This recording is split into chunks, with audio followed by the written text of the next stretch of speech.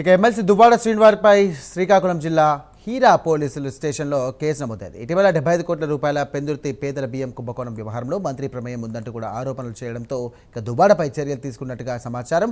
ఈ మేరకు ఈ నెల 20వ తేదీన స్వయంగా హీరా మండలం పోలీస్ స్టేషన్లో విచారణకు హాజరు కావాలంటూ కూడా దువ్వాడకు నోటీసులు జారీ చేశారు పోలీసులు. గతంలో పవన్ కళ్యాణ్పై కూడా అనుచిత వ్యాఖ్యలు చేశారని రాష్ట్రంలో పలు పోలీస్ స్టేషన్లలో కూడా దువ్వాడపై కేసులు నమోదయ్యాయి. ఇక ఈ నెల 22న హీరా పోలీస్ స్టేషన్లో దువ్వాడ విచారణకు హాజరయ్యే అవకాశం ఉన్నట్టుగా తెలుస్తోంది.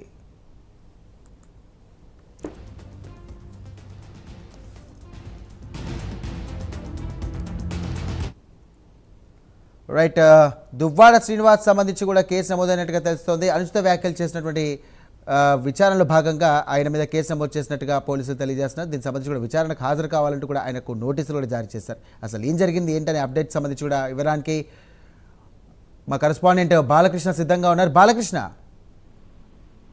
సార్, శ్రీకాకుళంలో ఎమ్మెల్సీ దువ్వాడ సింగ్ పై హిరమడం పోలీస్ స్టేషన్ లో కేసు నమోదయ్యింది.